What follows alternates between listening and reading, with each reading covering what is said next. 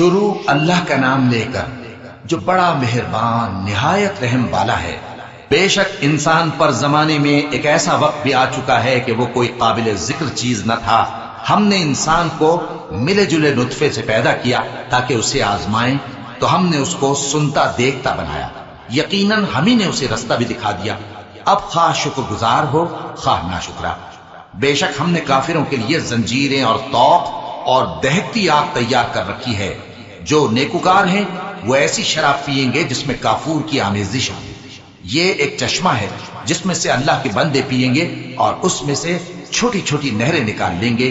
یہ لوگ نظریں پوری کرتے ہیں اور اس دن سے جس کی سختی پھیل رہی ہوگی خوف رکھتے ہیں، اور باوجود کہ ان کو خود کھانے کی چاہت ہوتی ہے مگر فقیروں اور یتیموں اور قیدیوں کو کھلاتے ہیں، اور کہتے ہیں کہ ہم تم کو محض اللہ کی خوشنودی کے لیے کھلاتے ہیں، نہ تم سے بدلہ چاہتے ہیں اور نہ شکر گزاری۔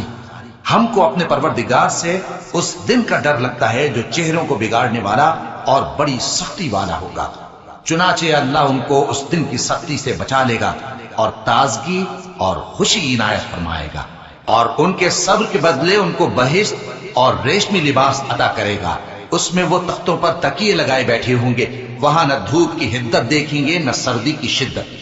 ان پر درختوں کے سائے قریب ہوں گے اور میووں کے گچھے جھکے ہوئے لٹک رہے ہوں گے، اور خدام چاندی کے برتن لیے ہوئے ان کے ارد گرد پھریں گے، اور شیشے کے نہایت شفاف پیالے، اور شیشے بھی چاندی کے جو ٹھیک اندازے کے مطابق بنائے گئے ہیں۔ اور وہاں ان کو ایسی شراب بھی پلائی جائے گی جس میں ادرک کی آمیزش ہوگی۔ یہ بہشت میں ایک چشمہ ہے جس کا نام سلسبیل ہے، اور ان کے پاس لڑکے آتے جاتے ہوں گے جو ہمیشہ ایک ہی حالت پر رہیں گے۔ جب تم ان پر نگاہ ڈالو تو خیال کرو کہ بکھرے ہوئے موتی ہیں۔ اور بہشت میں جہاں آنکھ اٹھاؤ گے کثرت سے نعمت اور عظیم الشان سلطنت دیکھو گے۔ ان کے جسموں پر دیبا اور اطلس کے سبز کپڑے ہوں گے، اور انہیں چاندی کے کنگن پہنائے جائیں گے، اور ان کا پروردگار ان کو نہایت پاکیزہ مشروب پلائے گا، فرمائے گا یہ تمہارا صلہ ہے اور تمہاری محنت ہمارے ہاں مقبول ہوئی۔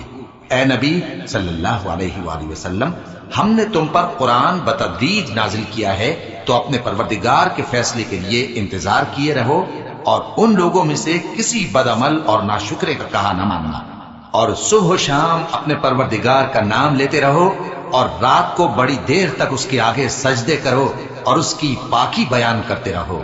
یہ لوگ دنیا کو دوست رکھتے ہیں اور قیامت کے بھاری دن کو پس پشت چھوڑے دیتے ہیں۔